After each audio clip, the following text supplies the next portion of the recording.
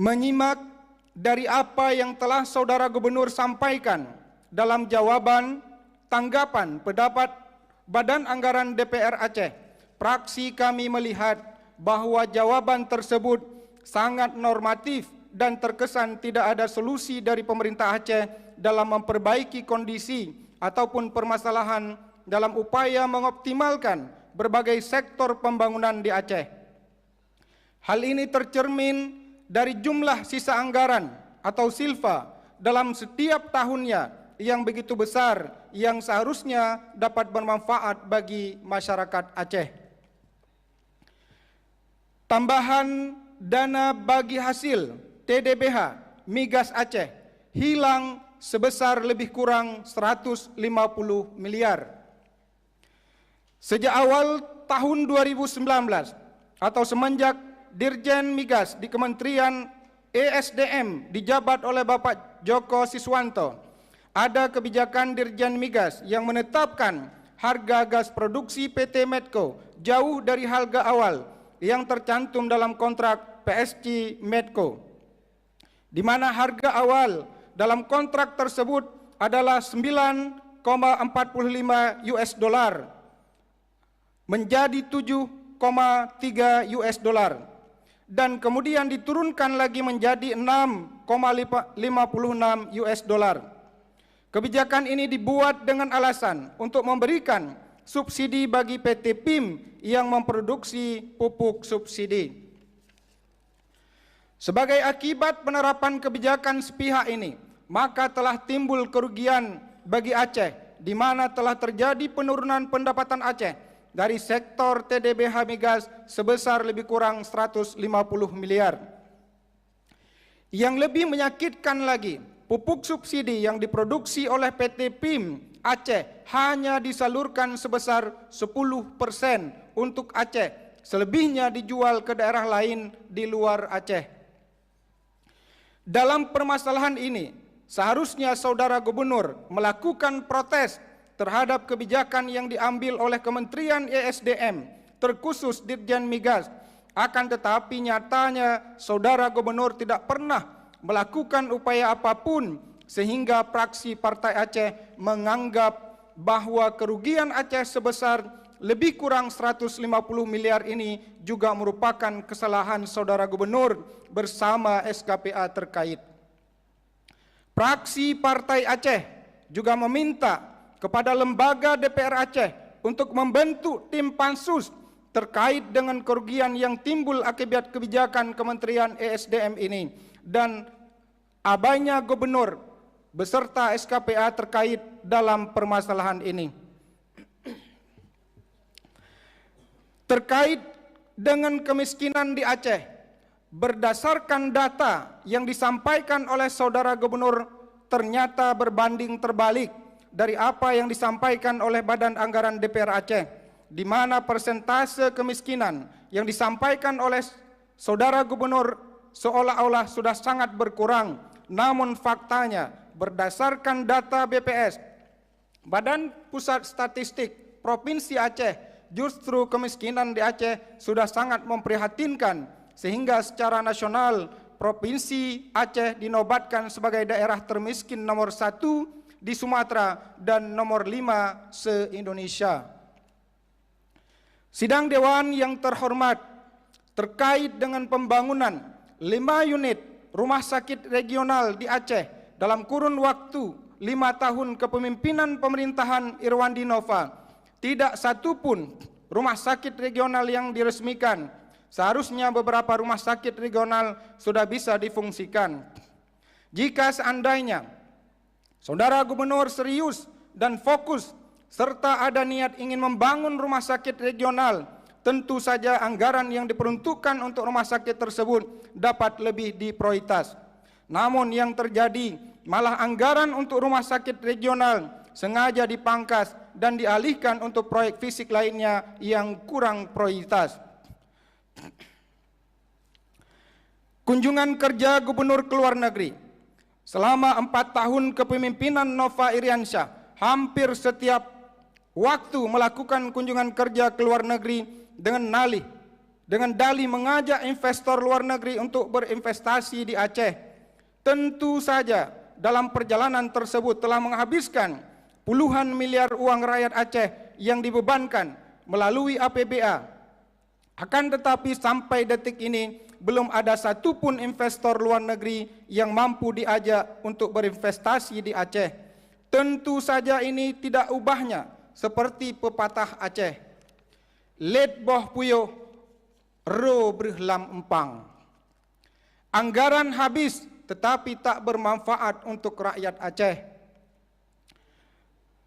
Selanjutnya, seleksi Bank Aceh Syariah.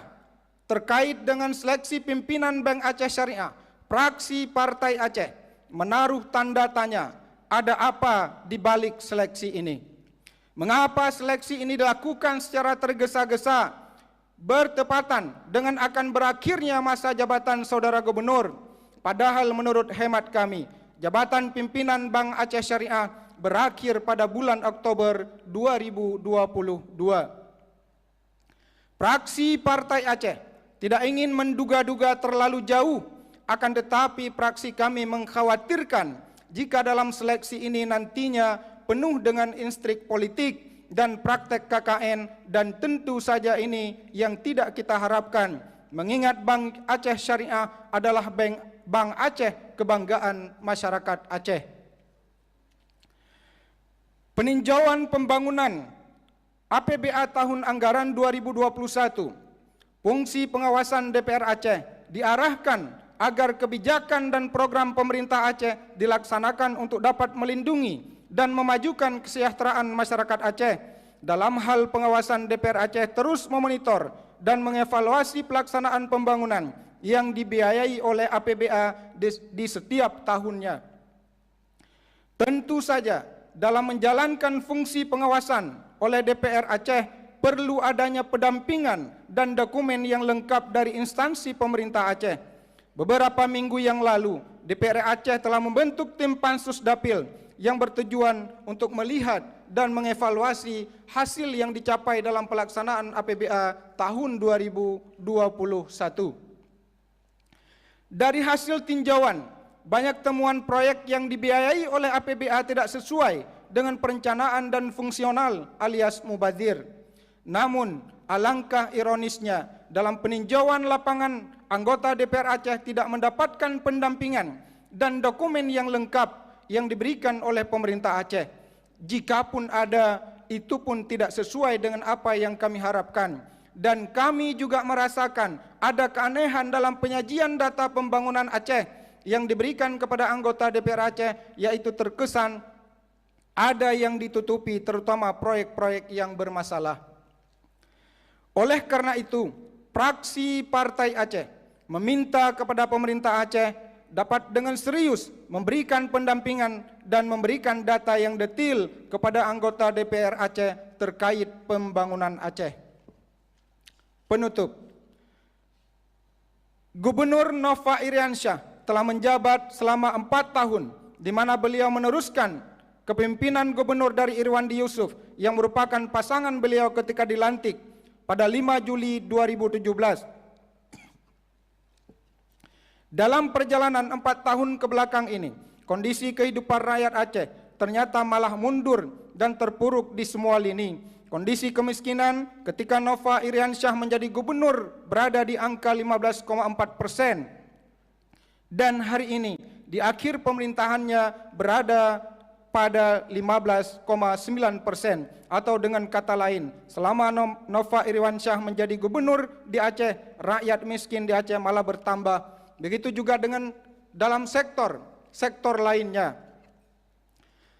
Semuanya mengalami penurunan, sehingga fraksi Partai Aceh menyimpulkan bahwa Nova Iriansyah telah gagal dalam menjalankan tugas-tugasnya sebagai gubernur Aceh dan gagal dalam mewujudkan visi misi Aceh hebat yang menjadi jargon pemerintah Irwandi Nova. Dan kami fraksi Partai Aceh memberikan predikat gubernur terburuk sepanjang sejarah Aceh. Kami juga berharap kedepannya tidak ada lagi gubernur seperti Nova yang dikirimkan oleh Allah Subhanahu wa taala kepada rakyat Aceh. Terkait dengan kanun Aceh, tentang pertanggungjawaban pelaksanaan anggaran pendapatan dan belanja Aceh tahun anggaran 2021, fraksi Partai Aceh terpaksa menerima penetapan angka-angka yang ditampilkan dalam pertanggungjawaban pelaksanaan anggaran pendapatan dan belanja Aceh tahun anggaran 2021. Dikarenakan angka-angka tersebut adalah angka yang dihasilkan oleh BPK RI dalam audit LHP-nya dengan komposisi sebagai berikut. Pendapatan Aceh 13 triliun 948 miliar 388 juta 273.436.12 sen. Belanja Aceh 13 triliun 683 miliar 582 juta 127.431,68 sen. Surplus defisit 264 miliar 806 juta 146.444 sen. Pembiayaan Aceh terdiri dari penerimaan 3 triliun 970 miliar 103 juta 175.594 sen berasal dari silpa tahun 2020. Pengeluaran 301 miliar 228 juta 709.208.064 sen.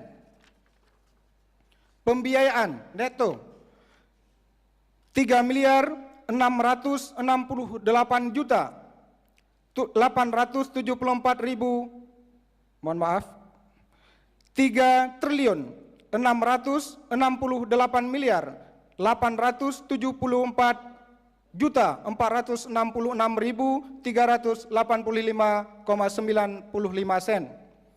Sisa lebih pembiayaan anggaran tahun berkenan 3 triliun 933 miliar 680 juta 612.390.039 sen. Demikianlah pendapat akhir fraksi Partai Aceh kami sampaikan dalam sidang paripurna ketiga Dewan Perwakilan Rakyat Aceh. Akhirnya kepada Allah jualah kita berserah diri dan memohon ampunannya. Amin, amin ya rabbal alamin.